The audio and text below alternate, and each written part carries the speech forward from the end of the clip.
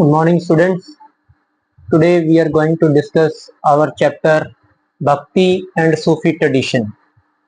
तो अगर इस चैप्टर का हम परिचय की बात करें, इंट्रोडक्शन की बात करें, तो ये चैप्टर भक्ति की विभिन्न धाराओं की बात करता है। किस तरीके से रिलीजन चेंज हो रहे थे, भक्ति और ऊपर से सूफी परंपराएं भारत में आ रही थी। ठीक है, तो अलग अलग तरीके की धार्मिक परंपराएं थी सब कॉन्टिनेंट में। ठीक है, जो हमारे टेक्स्ट थे उनसे बनाई गई और धीरे धीरे ये जो हमारी धार्मिक परंपराएं थी आपस में मिलती मिंगल्ड, मतलब मिलना, मिलती जुलती चली गई, आपस में कई बार क्लैश भी हुई। ठीक है, अब जैसे ही ब्राह्मणों के विचार फैले तो जो पुराने टेक्स्ट थे उन्होंने बहुत सारे ग्रुप आ गए। जैसे कि हम जगन्नाथपुरी में एक पंथ था, ठीक है, जगन्नाथपुरी का एक पंथ, जगन्नाथ पंथ जो पुरी में था, उनका अपने कुछ विचार थे। ठीक है, और धीरे धीरे इन चीजों में बदलाव हुआ और जो ट्रेडिशन थे वो बदलाव के दौर से गुजरे, कईयों को त्याग भी दिया गया और नई जनरेशन के सामने, नए तरीके के जो हिस्टोरियंस थे उनके सामने कुछ चैलेंजेस भी आए। ठीक है, और हिस्टोरियंस ने हैगियोग्राफीज या बायोग्राफीज, बहुत सारी बायोग्राफीज को पढ़ा, अपने द्वारा लिखी गई किताबों को पढ़ा, जो संतों के द्वारा लिखी गई या बड़े विचारकों के द्वारा लिखी गई या कोई धार्मिक संतों के द्वारा लिखी गई, उनके ऊपर इवन कॉन्फ्लिक्ट भी हुए, डिबेट्स भी हुई। ठीक है, अब कैसे ये रिलीजियस डेवलपमेंट का विकास हुआ। ठीक है, अब अगर हम बात करें नए तरीके के भगवान, ठीक है, नए तरीके की देवी देवता, ठीक है, हमारे स्कल्पचर्स, हमारी मूर्तियों में, हमारे ग्रंथों के अंदर आ गए।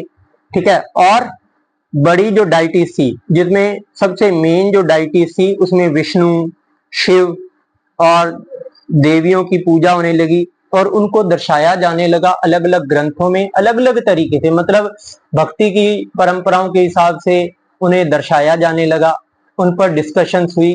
ठीक है, और लोगों ने धार्मिक परंपराओं को समझा, धार्मिक ज्ञान को समझा, लोगों की सोच बदली।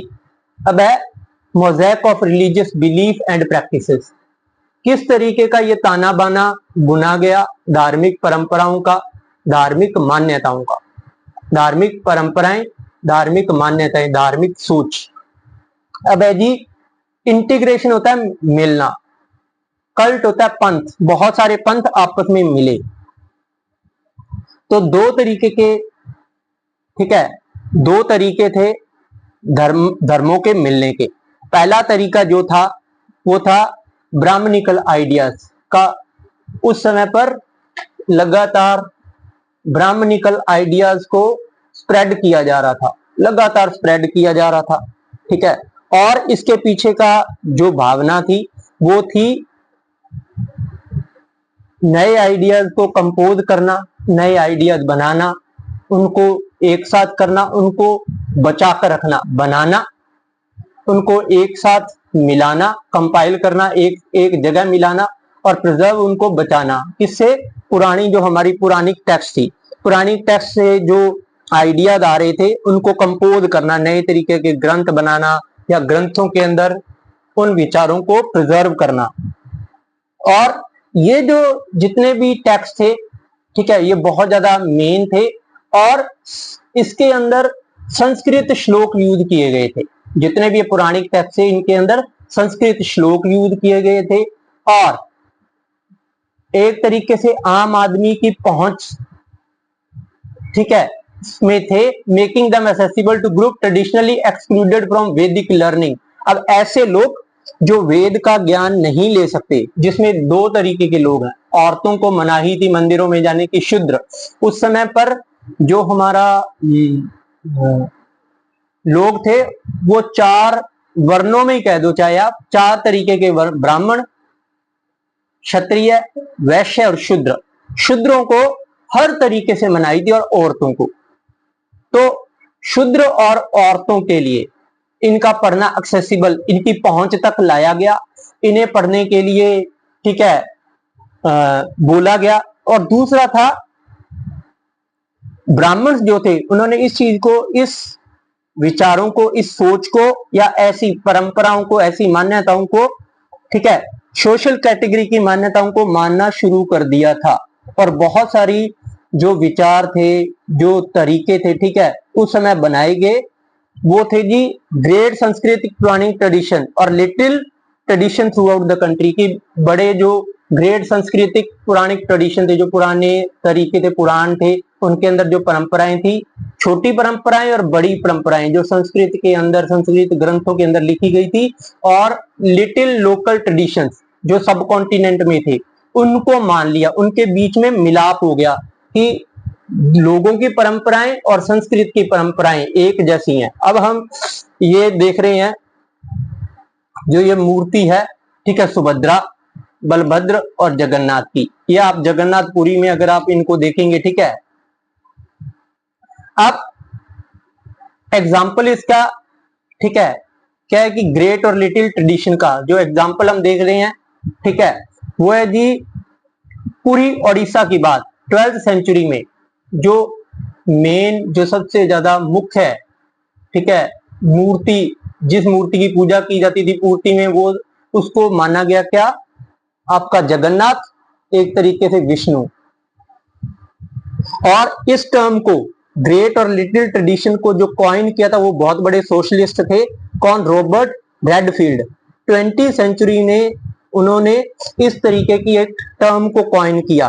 और वहां के जो किसान थे, जो जिस तरीके के वो धार्मिक परंपराएं, धार्मिक मान्यताओं को मानते थे, ठीक है, वो एक समाज का हिस्सा था, ठीक है, जिसमें प्रीस्ट भी थे, राजा भी थे और दूसरे लोग भी थे, ठीक है। तो इसके अंदर जो हम कहते हैं कि लिटिल ट्रेडिशन है, ठीक है, उसमें ग्रेट ट्रेडिशन का भी बदलाव हुआ, ठीक है, और स्कॉलर्स ने ये चीजें मानी, ठीक है। एक लिटिल ट्रेडिशन है, एक जो आपका ग्रेट ट्रेडिशन है, ठीक है। और जितने भी स्कॉलर्स थे उन्होंने ये जो सिग्निफिकेंट, जो बड़े बदलाव हो रहे थे किसमें, समाज के अंदर, तौर तरीकों के अंदर, इनको माना। तो इसलिए इन्होंने जो ये बात की है कि पुरी में, ओडिशा में, ठीक है।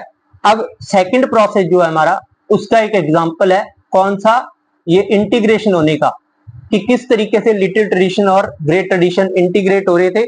इसमें जगन्नाथपुरी में मेन डाइटी जगन्नाथ विष्णु के रूप में, उसको इसी तरीके से दर्शाया गया।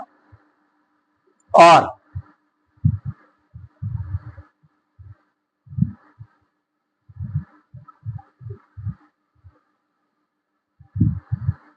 इसी तरीके से दर्शाया गया लोकल डाइटी के रूप में, जिसको वुडन इमेज, ठीक है, किसके द्वारा, वहां के जो जनजातीय लोग हैं उनके द्वारा, मतलब हिंदुओं की जो मेन डाइटी थी उसके साथ इसे मिला दिया गया, ठीक है। और इसी तरीके का प्रोसेस लगातार चल रहा था, किसमें,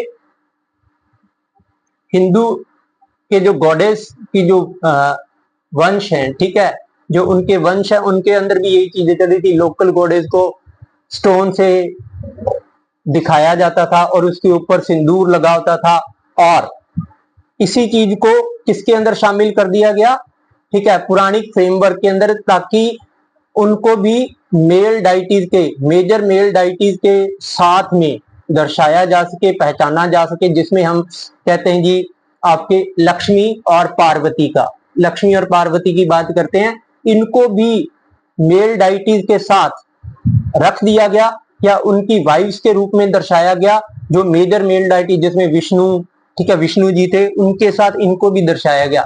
अब मैंने आपको बताया लिटिल और ग्रेट ट्रेडिशन की बात, रॉबर्ट रेडफील्ड ने ये बताई थी। ग्रेट ट्रेडिशन, ठीक है, डोमिनेंट ग्रुप से आया था, और जो लिटिल ट्रेडिशन था वो गांव के लोगों से आया था। दोनों में कोई भी, ठीक है, बदलाव नहीं था, दोनों एक साथ थे, दोनों मेजर थे, ठीक है। स्कॉलर्स ने इन टर्म्स को, ठीक है, कि uneasy about the hierarchical implication की, हायरार्की में इसके क्या परिणाम होंगे, तो इसलिए एक को लिटिल और एक को ग्रेट के रूप में दर्शाया गया। अब है जी डिफरेंस एंड कॉन्फ्लिक्ट। अब इनके बीच में क्या डिफरेंस थे और किस बात को लेकर लड़ाई थी? तो वैदिक और पुराणिक ट्रेडिशन जो थे, ठीक है, जो वैदिक रिलीजन है, ठीक है, मेन डाइटी थी जो वैदिक की जो मेन डाइटी थी उसमें अग्नि, इंद्र, सोम, ठीक है, वो बहुत ज्यादा मेन बन गई, ठीक है, और जो रेयरली विजिबल थी हमारे टेक्स्ट के अंदर और विजुअल फॉर्म में जो दिखाई नहीं देती थी, ठीक है, जितनी भी ये चीजें थी ये कभी भी दिखाई नहीं देती थी। अब विष्णु, शिव और गॉडेस जितनी भी थी वैदिक मंत्र में, ठीक है, उनका थोड़ा बहुत बात होती थी, ठीक है, उनकी थोड़ी बहुत बात होती थी, और वेद कंटिन्यू टू बी सुपीरियर, और वेद हमेशा बहुत बड़े रहे। तो जितने भी ये तांत्रिक प्रैक्टिसेस हैं, ठीक है, ये गॉडेस की वर्शिप के साथ ही, और एक तरीके से इनको इंक्लूड किया गया और कास्ट और क्लास बाउंड्रीज को दिखाया गया। अब इसमें वैदिक और जो पुराणिक ट्रेडिशन है, ठीक है, इनकी बात मैंने अभी आपको बताई। तो कन्फ्लिक्ट किसको लेकर? डिवोटीज। किसकी बात को लेकर? विष्णु और शिव मेन है। टेंशन होगी हिंदुइज्म में ही कि कौन से भगवान ज्यादा मेन है। तो एक तरीके से दूसरे ट्रेडिशन में अगर हम बात करें बुद्ध और जैन में, बुद्ध और जैनिक जो ट्रेडिशंस हैं उनको भी एक तरीके से देखा जाने लगा। तो उन ट्रेडिशंस को लेकर इनके बीच में कॉन्फ्लिक्ट था। तो हम हिंदुइज्म की बात करें, उनके पुराणिक ट्रेडिशंस की बात करें, तो दूसरे जो ट्रेडिशंस जब आ रहे थे तो उसको लेकर हिंदू अपनी सुपरमेसी को असर्ट कर रहे थे। तो डिवोशनल वर्शिप, ठीक है, भगवान के प्रति आपका प्रेम, ठीक है, आपकी पूजा हजारों सालों से हो रही थी, और डेली टेंपल्स में रिचुअल होते थे टू इंटेंस एस्थेटिक एडोरेशन की, आप सब कुछ भूलकर भगवान को याद कर रहे हैं, ठीक है, ट्रांस लाइक स्टेट की, लोग बिल्कुल भक्ति में लीन हो जाते थे, ठीक है, और एक तरीके से डिवोटीज जो थे उन्होंने अपनी जो डाइटीज को चुना जिसमें बुद्ध और शिव को सुप्रीम चुना, ठीक है, इसलिए दूसरे जो धर्मों के साथ इनके रिलेशंस प्रॉब्लम में होते चले गए। अब जब डिवोशन का टाइम होता था, रूटीन वर्शिप का टाइम होता था, ठीक है, ये लोग बहुत ज्यादा, ठीक है, अपने आप को भगवान की भक्ति में लीन कर देते थे, और ऐसा लगता था कि बिल्कुल शरीर की शक्ति जा चुकी है, जिसमें आपने लिखा ट्रांस लाइक स्टेट, ठीक है। डिवोशनल वर्कशिप बहुत ज्यादा ओल्ड थी। सिंगिंग और चैंटिंग डिवोशनल कॉम्पोजिशन का वो पार्ट था एक, किसका? भक्ति का। वो भक्ति का एक पार्ट था जिसमें आप जोर जोर के मंत्रोच्चार करेंगे, भगवान की भक्ति करेंगे, ठीक है। और इसमें शिव और वैष्णव, शिव के, शैव के और वैष्णव के जो परम पंथ थे, जो सेक्ट थे, जो शिव और वैष्णव पंथ के लोग थे, ठीक है, वो अपनी भक्ति को भगवान के प्रति ललायित करते थे, समर्पित करते थे, वो लगातार भगवान की भक्ति में लीन रहते थे, ठीक है। अब है जी points of prayer, early traditions of bhakti. शुरू के कि किस तरीके से ये प्रेयर करते थे, शुरू की जो परंपराएं थी भक्ति में वो कैसी थी। जैसी इवॉल्व हुआ इस तरीके की वर्शिप, जो बड़े बड़े संत कवि थे, ठीक है, वो लीडर के रूप में आए। ब्राह्मण्स इंटरमीडिएटरीज रहे, हमेशा ब्राह्मण जो थे वो बीच के लोग रहे। कैसे? ब्राह्मण जो थे वो ये बताते थे कि किस तरीके से भगवान को पाना है। तो जितने भी ये संत कवि थे, भक्ति मूवमेंट, वही बात है, नर्सर, इसको आगे बढ़ाया किसने? संत कवियों ने। वो सेंट्रल फिगर रहे, ठीक है, उन्होंने अपनी टीचिंग से, अपनी, ठीक है, किताबों से लोगों को ज्ञान दिया, ठीक है। और एक तरीके से जो नई परंपराएं थी उनको माना गया, उनको मान लिया गया। और विमेन्स जो है और लोअर कास्ट है, ठीक है, जिनको पहले सही नहीं माना जाता था, उनको भी अब भक्ति करने के लिए कह दिया गया कि आप भी भगवान की भक्ति कर सकते हैं।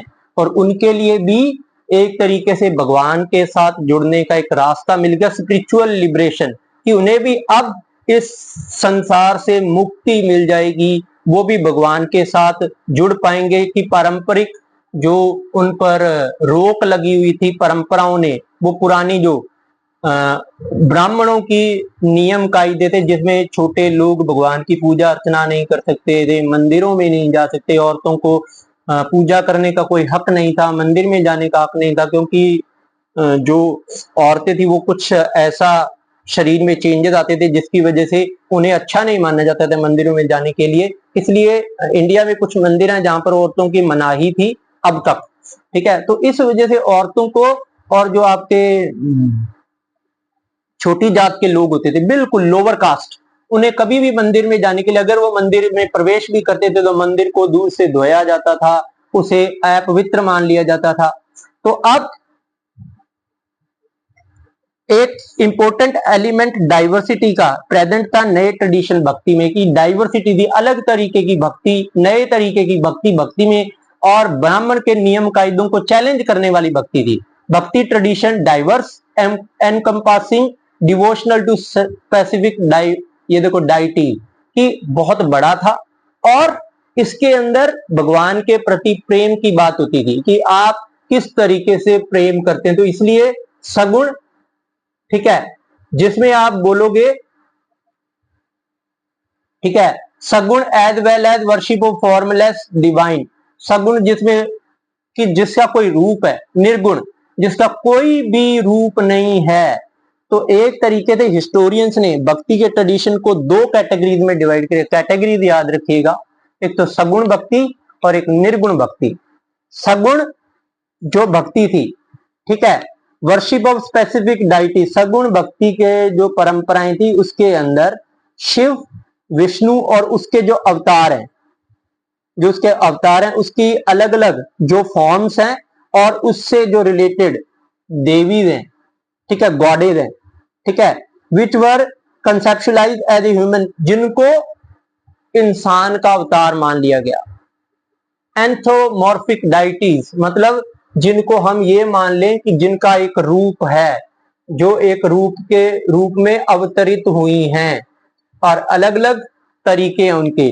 निर्गुण भक्ति abstract form existing in thoughts, हमारे विचारों में है, हमारे विचारों में, जिसका कोई ठोस रूप नहीं है, ठीक है, जो सिर्फ हमारे मन के अंदर है, हमारे विचारों के अंदर है, जिसकी कोई भी फिजिकल और कॉन्क्रीट मतलब ठोस रूप नहीं है, उसको हम निर्गुण भक्ति मानते हैं। ये ध्यान रखिएगा, जिसका कोई भी ठोस रूप नहीं है, जो हमें दिखता नहीं है, जो हवा के समान है, मतलब जो हर जगह व्याप्त है, उसको आप भगवान को अगर माने तो भगवान हर जगह है, भगवान का कोई अवतार नहीं मानते थे ये, ठीक है, भगवान एक है, तो वो निर्गुण भक्ति थी। और निर्गुण भक्ति में विचारों की बात होती थी, हमारे तरीकों की बात होती थी, भगवान को मानने की, दिल में रखने की बात होती थी। तो निर्गुण भक्ति वो थी। निर्गुण और सगुण भक्ति, सगुण भक्ति में इन्होंने भगवान को, ईश्वर को अवतार माना, बिल्कुल इंसान के समान, की उसका रूप भी इंसान के समान है। अब आगे जी अलवार्स और न्यानार्स, जो जी तमिलनाडु में थे, ये ध्यान रखिएगा, ये तमिलनाडु की भक्ति परंपरा, भक्ति का जो आंदोलन है उसका हिस्सा थे अलवार्स और न्यानार्स। शुरू के जो भक्ति के मूवमेंट हुए उनको 6th सेंचुरी में अलवार्स और न्यानार्स ने कैरी फॉरवर्ड किया। अलवार्स जो विष्णु को मानते थे, न्यानार्स जो शिव के भक्त थे, डिवोटीज, भक्त जो शिव के डिवोटीज थे वो न्यानार्स, और जो विष्णु के डिवोटीज थे वो थे जी अलवार्स, ठीक है। अब ये भगवान के मंत्रों को गाते हुए तमिलनाडु में घूमते थे, तमिल भाषा में गाते थे, ठीक है, एक जगह से दूसरी जगह जाते थे। जब ये ट्रैवल करते थे, ठीक है, अलवार्स और न्यानार्स, इन्होंने कुछ पवित्र स्थान, कुछ भगवान के मंदिरों के रूप में पहचान किए, और ये घर के रूप में, कि भगवान का जो घर है वो है जी आपका ये जो जिनको हम सीक्रेट श्राइन्स कहते हैं, होली प्लेस के रूप में इन्होंने देखा कि भगवान यहाँ निवास करते हैं, और धीरे धीरे इनको बड़े मंदिरों के रूप में परिवर्तित कर दिया गया, ठीक है, जहां पर भगवान का निवास हो, ठीक है, और धीरे धीरे ये तीर्थ यात्रा का स्थान बन गए। अब जब ये गाते थे किसी भी चीज को, ठीक है, टेम्पल्स के बारे में जो भी नियम कायदों से, ठीक है, यहाँ पर भगवान की मूर्तियां लगाई जाती थी, मूर्तियों के सामने भगवान की महिमा का बखान करते थे, महिमा मंडन करते थे भगवान का, भगवान के गुणों के बारे में बताते थे, और भगवान के साथ जुड़ने के तौर तरीके बताते थे, और किस तरीके से भगवान को पाया जा सकता है, और ये लगातार भगवान की भक्ति का उच्चारण कर रहे थे। अब है जी इनका एटीट्यूड, कि इनकी सोच क्या थी जाति के प्रति, कैसे ये सोचते थे और जाति को किस तरीके से ये लोग देखते थे। कौन? न्यानार्स और अलवार्स की बात ही हम करेंगे जी। न्यानार्स और अलवार्स किस तरीके से देखते थे जातियों को और लोगों के तौर तरीकों को। अब हिस्टोरियंस के तरीके से इन्होंने कास्ट सिस्टम के खिलाफ एक बहुत विरोध किया, कास्ट सिस्टम के खिलाफ था, और ब्राह्मणों का बढ़ता हुआ प्रभुत्व, ठीक है, और ये सुधार लाना चाहते थे। अब अलग अलग जगह से आते थे भगवान के जो भक्त थे, ठीक है, जो भक्त थे, जो फॉलोवर्स थे मूवमेंट के, इस मूवमेंट में जो जुड़े थे वो अलग अलग जगह से, जिसमें ब्राह्मण भी विरोध कर सकते हैं ब्राह्मणों के तरीकों का, आर्टिसंस, ठीक है, हो गए, किसान हो गए, छोटी जाति के लोग हो गए, औरतें होगी, ऐसे लोग जो जिन्हें छूना भी पाप माना जाता था। और एग्जाम्पल के लिए एक अलवार नेम्ड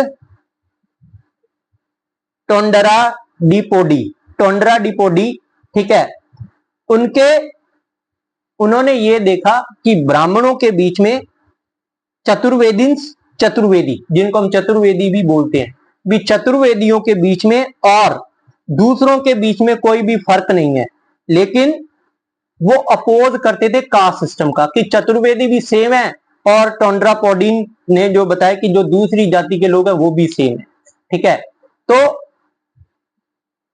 और एग्जाम्पल के लिए अपार एक न्यानार संत थे, उन्होंने इस चीज का विरोध किया, किसका? गोत्र का और कुल का, कि आप शिव के प्रति अगर आपका प्रेम है तो ना ही आपका गोत्र काम आता है, ना ही आपका कुल काम आता है, ठीक है। तो संत कवि जिनकी कॉम्पोजिशन इंपोर्टेंट थी वेद के लिए, एग्जाम्पल के लिए अब है जी न्यानार्स की इंपोर्टेंस, और न्यानार्स और अलवार्स के किस तरीके की परंपराएं थी। अब जो इनके ट्रेडिशन थे, जो परंपराएं थी अलवार्स और न्यानार्स की, उन्होंने जो कंपोजिशन बनाई, ठीक है, इन लोगों की, वो इंपोर्टेंट थी वेद के लिए, कि वेद बनाने के लिए न्यानार्स की कंपोजिशन को भी यूज किया गया, या वेदों के अंदर इनकी कंपोजिशन को भी इंक्लूड किया गया, कि न्यानार्स ने और जो आपके कह दो कि अलवार्स ने जो चीजें लिखी उनको इसके अंदर जगह दी गई। जैसे एग्जाम्पल के लिए नालायिरा देव प्रबंधनम, अब देखिए एक पोएम का कलेक्शन है अलवार्स के द्वारा, जिसका नाम दिया गया नालायिरा देव प्रबंधनम, ठीक है, इसको तमिलों का वेद माना जाता है, ठीक है, और 4 वेदों एम्फेसाइजिंग इट्स इंपोर्टेंस। अब देखिए 4 वेदों के समान नालायिरा देव प्रबंधनम इंपोर्टेंट है। जो ब्राह्मणों ने लिखी बात वही इस वेद के अंदर, तमिल वेद के अंदर सेम चीजें लिखी गई है, बिल्कुल दोनों की जो महत्व है, दोनों का महत्व सेम है, ठीक है। अब ब्राह्मणों ने अपने तरीके से वेद लिखे थे, और जो ये लोग थे इन्होंने अपने तरीके से वेद लिखे, इन्होंने न्यानार्स और अलवार्स। अब भगवान की भक्त जो औरतें थी, अब बहुत सारे एक्टिव पार्टिसिपेशन दिया वीमेंस ने भी इस आपको कह दो कि जो मूवमेंट चल रहा था नया नार्थ और अलवार से, और किसके खिलाफ, ब्राह्मणों के खिलाफ कह दो या ऊंची जाति के खिलाफ। ठीक है, कॉम्पोजिशन ऑफ वीमेन अलवार्स में जैसे अंडल, ठीक है, हु कंसिडर्ड हिमसेल्फ, जो अपने आप को, अंडल जो थी एक वीमेन अलवार थी जो भगवान की भक्ति करती थी और भगवान के लिए गाती थी। ठीक है, उन्होंने अपने आप को, ठीक है, विष्णु का प्यारा बताया कि विष्णु उनसे बहुत ज्यादा प्यार करते हैं और वो बहुत ज्यादा विष्णु के प्रति उनका अगाध प्रेम था। और करेकाल अम्यार जो किसकी, शिव की भक्त थी। ठीक है, उन्होंने सेल्फ डिसिप्लिन के किस तरीके से नियम कायदों में चलकर शिव को पाया जा सके और किस तरीके से अपने लक्ष्य को, अपने भगवान को पाना है, उसके लिए उन्होंने बहुत कठिन रास्ता चुना। किन्होंने, करेकाल अम्यार ने। ठीक है, उनकी जो कॉम्पोजिशन, उनकी जितनी भी किताबें हैं जो उन्होंने शिव के लिए लिखी, उनको आज भी बचाया गया है, आज भी रखा गया है प्रिजर्व करके। और इन वीमेंस ने अपने आप को त्याग कर भगवान की भक्ति में लीन होगी। सोशल ऑब्लिगेशन, समाज के जो नियम कायदे उनको भी तोड़ दिया। और but did not join alternative religious orders और बिकेम नन्स, लेकिन ये कभी भी नन नहीं बनी। मतलब इन्होंने ये नहीं माना कि हम घर त्याग देंगे। ठीक है, अपनी जिम्मेदारियां नहीं त्यागी, भगवान की भक्त रही लेकिन अपनी घर की जिम्मेदारियां नहीं त्यागी। और पेट्रार्चियल नॉर्म, जो पितृ सत्ता के जो नियम कायदे, उनको भी इन्होंने विरोध किया, उनका भी विरोध किया। अब है जी रिलेशन। अब 10th सेंचुरी में अब कॉम्पोजिशन ऑफ डिवोशनल लिटरेचर, 10वीं सदी में बहुत सारी कविताएं लिखी गई 12 अलवार्स की, जिनको किसके अंदर, नालायिरा देव प्रबंधनम 4000 सीक्रेट कॉम्पोजिशंस के अंदर प्रिजर्व किया गया है। अब डिवोशनल पोएम्स किसकी, डिवोशनल पोएम्स ऑफ अपार, संबंदर एंड सुंदरर।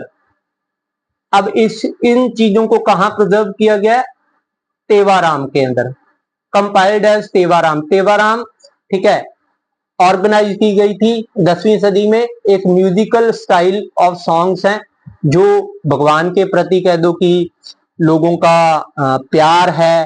तो पोएम्स किसकी, अपार की, संबंदर की और सुंदरर की, जिनको तेवाराम के अंदर लिखा गया और प्रिजर्व किया गया। That's it for today guys. जो अगला हमारा जो कह दीजिए कि टॉपिक हम आगे वाली वीडियो में करेंगे, क्योंकि वीडियो बहुत ज्यादा लेंथी हो जाएगी। तो thank you so much, hope you have liked the video.